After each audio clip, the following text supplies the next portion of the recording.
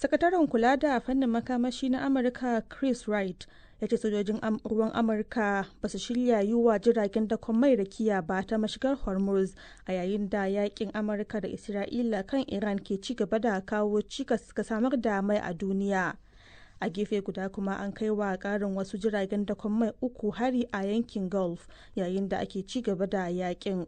Mutum ɗaya ya mutu a cikin wani jirgin ruwa mallakar Amurka a gabar tekun Iraki wanda aka ruwaito cewa jirgin ruwa mara matuki dauke da abubuwan fashewa ne ya auka masa. An kuma kai hari kan wani jirgin ruwan dakon mai da ke kan hanyar zuwa tashar jirgin ruwa na Iraki. Jirgin ruwa na uku kuma wanda na China ne, wani makami mai linzami ne ya kai masa hari kusa da mashigar Hormuz. Iran na ci gaba da kai hare-haren makamai masu linzami kan makwabtanta da suka hada da Bahrain da Oman da Dubai da kuma Qatar. Har yanzu ana ci gaba da fuskantar rashin tabbas a kasuwar hada-hadar man fetur ta duniya bayan hare-haren baya-bayan nan da Iran ta kai kan tankoki da masana'antun man fetur a yankin Gulf. Farashin ɗanyen mai ya sake tashi inda farashin ganga ya haura $100 na ɗan lokaci kafin ya sake sauka. Wakilin BBC ya ce farashin mai da iskar gas da yake sauya farashin kusan komai a duniya domin ana buƙatar mai a kamfanoni da wurin sufurin kayayyaki kamar na abinci. A gefe guda kuma babbar jami'ar diflomasiyyar tarayyar turai Kaja Kallas ta soki Amurka bayan da Amurkar ta ce tana duba yiwuwar rage takunkuman da ta kakabawa man Rasha. Ta ce a maimakon haka kasashen turai na kokarin ganin sun tabbatar an buɗe mashigar Hormuz domin mai ya wuce. Rundunar sojin Isra'ila ta ce ta kai hari a wata tashar nukiliya da ke kusa da birnin Tehran a wani hari na baya-bayan nan da ta kai kan Iran. Ta ce wurin da ke yankin Talagan yana da alaka da kera makaman nukiliya.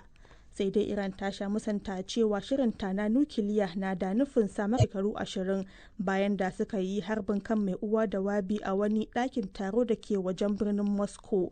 Mutum 149 ne suka mutu yayin da ɗaruruwa suka jikkata a harin da aka kai a ɗakin taro na Crocus City Hall shekaru biyu da suka gaba gano sun taimaka majalisar da wasu mutane biyu a lokacin da wani jirgin yaƙi mara matuƙi ya kai hari a wani gini a birnin Goma.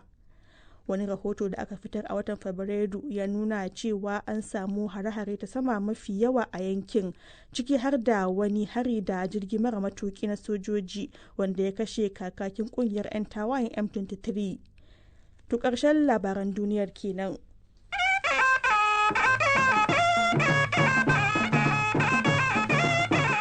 To yanzu kuma sai rahotanni kamar yadda kuka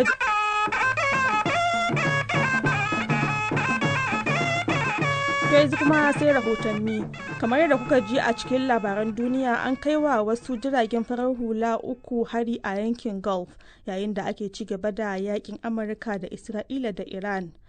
Hakan ya biyo bayan hare-hare makamantan waɗannan da aka kai kan jiragen ruwan dakon kaya a kewayen mashigar Hormuz da aka ruwaito a jiya.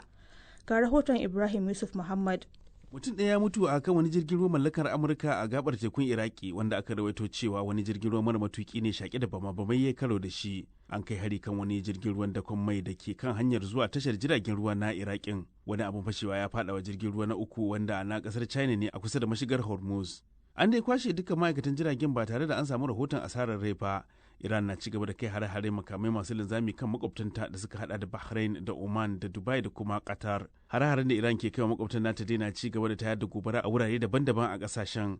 An kona jirgin ruwa guda biyu a kusa da tashar jirgin ruwa ta Basra da ke kudancin Iraki, lamarin da ya tilasta dakatar da ayyukan da ake a tashoshin mai na kasar. An ceto yawancin ma'aikatan jirgin amma dai an samu rahoton mutuwar mutum ɗaya daga cikin su. A birnin Bahrain wata babbar gobara ta tashi bayan da Iran ta kai hari kan tankokin mai a kusa da filin jirgin sama na ƙasa da ƙasa. Hayaki da ya turnike yankin, lamarin da ya kai ga hukumomi sun kira ga mutane da su rufe tagogin gidajensu. A ƙasar Oman ma'aikatan kashe gobara na ci gaba da ƙoƙarin shawo kan gobarar da ta tashi a tankunan ajiyar man fetur sakamakon harin da aka kai a tashar jiragen ruwa na Salala a jiya. A halin da ake ciki dai gwamnatin kasar ta bada umarnin kwashe jiragen ruwa a tashar fitar da danyen mai a matsayin matakin kiyaye aukuwar wasu sabbin hare-haren. ya dai tabbata cewa Iran na da niyyar ƙara tsawaita girgizar tattalin arziki da ake fuskanta sakamakon wannan yakin, kuma dakarun juyin halin musulunci na ƙasar sun yi gargaɗin cewa za su kai hari kan cibiyoyin hada-hadar kuɗi na ƙasashen yammacin duniya bayan harin da aka kai wani banki na Iran.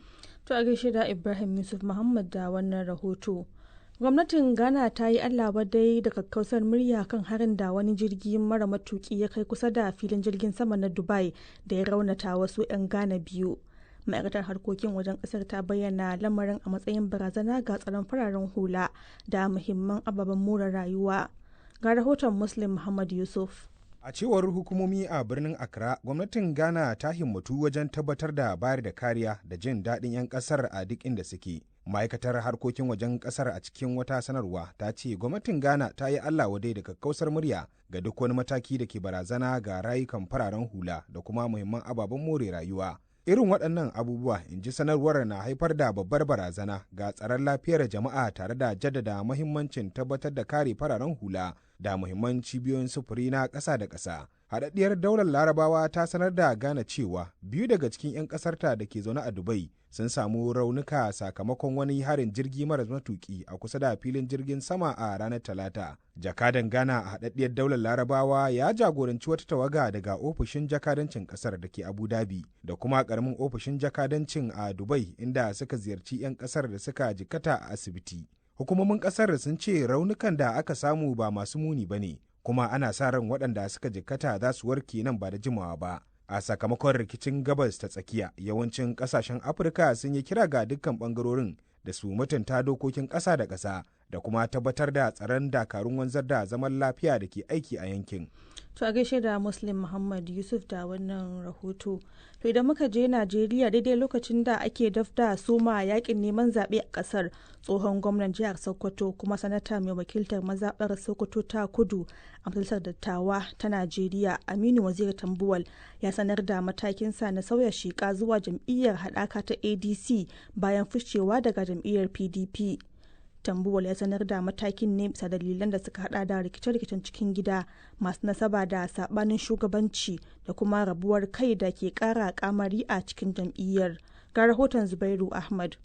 Tun da farko dai, Sanata Aminu Waziri Tambuwal ya sanar da sauya shekar a wani sako da ya wallafa a shafinsa na X, inda ya ce matakin na da nasaba da yadda matsaloli ke ci gaba da dabarbe PDP, ko mawuyacin abu ne ya iya ci gaba da zama a cikinta. Hasali ma dai a yanzu haka da siyasar Najeriya ke da ɗaukar zafi, ɗimbin magoya bayan sanata Aminu Waziri Tambuwal sun fara bayyana cewa kasancewar sama dugun siyasa a jihar Sokoto, matakin canza shekar zuwa ADC a yanzu na iya sauya akalar siyasar jihar baki ɗaya. Na tuntuɓi Honorable Abdullahi Yusuf Hausawa na hannun daman sanata Aminu Waziri Tambuwal akan waɗannan dalilan ficewa daga jam'iyyar ta PDP zuwa ADC. Kamar yadda kowa sani dai daga farko irin yanayin da gwamnatin tarayya ta saka PDP a ciki, wannan dole dukkan kowane ɗan siyasa dole za ka nemi menene mafita taka da kuma al'ummarka. Kusan shekara 2 zuwa 3 ana ta rikici tun da Tinubu ya zo, ana ta rikici a jam'iyyar PDP. Waki ya ce shine bangaren su ne halattacce, bangaren su Bala Muhammad gwamnan Bauchi su ce su ne halattattu. Ita wannan jam'iyya ta ADC, kana ganin cewa kamar a cikin ta ba za a samu wata baraka ba, ganin jigajigan 'yan adawa sun haɗi? Da yadda Allah, wannan ai shine ta goma shi na jam'iyya. Duk jam'iyyar da ka ga cewa 'yan takarkari da yawa manyan mutane a cikinta, wannan shi ya nuna da cewa tana da ta goma shi kwarai da gaske, kuma yana baka tabbaci da yadda Allah da jam'iyyar ADC ba za ta samu matsala ba a wajen tsaye da ɗan takara. Kazalika, Sanata Tambuwal ya bayyana cewa ya shiga jam'iyyar ADC ne tare da ɗimbin magoya bayansa. Ga Honorable Abdullahi Yusuf Hausawa. Kuma akwai waɗanda za su shigo cikinta daga ma cikin jam'iyyar APC da sauran su jam'iyyu, akwai waɗanda za su sake shigowa cikinta da yadda Allah. Menene makoma wannan ƙasa, menene makoma al'ummar ta da kuma yadda jam'iyyu suka tafiya. Sanata Aminu Waziri Tambuwal ya ɗauki wannan matakin daidai lokacin da wani jigo a jam'iyyar ADC a jihar ta Sokoto ya sake koma PDP. Kuna sa ran samun damar gina jam'iyyar a dan wannan lokaci na ƙasa da shekara guda a gudanar da zaɓe a Najeriya? Ba wani magana a ce Right Honorable Aminu Waziri Tambuwal ya bar jihar Sokoto ko kuma ya bar ta sake. Duka da ka sani kwamishinonin shi da 'yan takarkarin gwamnan mu da aka yi tare da su, duka jigajigan da ake tare da su suna nan a jihar Sokoto, kuma shi ko da yaushe yana shigowa. Dogon da ƙananan hukumomi da ka sani tun daga rumfuna da mazaɓu da ƙananan hukumomi da jiha muna da structure kuma suna nan kuma ana tare da su kuma duk abin da ake yi ana tare. Right Honorable Aminu Waziri Tambuwal ko yana Sokoto ko bai Sokoto duk abin da ake yi jam'iyya na tafiyar shi ana yi insha Allah rabbi. Matakin tsohon gwamnan jihar Sokoto da kuma ya taba zama kakakin majalisar wakilan Najeriya na zuwa ne 'yan kwanaki da shi ma tsohon gwamnan jihar Anambra da ya taba neman takarar shugaban kasa a ƙarƙashin jam'iyyar Labour Peter Obi ya sanar da nasa matakin ficewa daga jam'iyyar ta Labour zuwa ADC a hukumance. Zubairu Ahmad, BBC Hausa, a Abuja, Najeriya.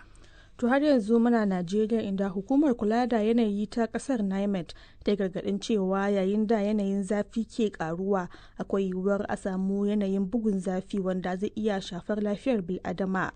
Hukumar ta bayyana cewa za a fuskanci yanayin zafi a faɗin Najeriya amma zai fi tsanani a wasu jihohin ƙasar. Daga Kano ga ƙarin bayanan da Zaharaddin Lawan ya aiko mana. Cikin wata sanarwa da hukumar ta NIMET ta wallafa a shafinta na X, ta ce al'ummomin jihohin Benue da Nasarawa da babban birnin tarayya Abuja da Kogi da Niger da Kebbi da Cross River da Oyo da kuma Ogun da wasu jihohin kudu za su yi fama da matsanancin zafi.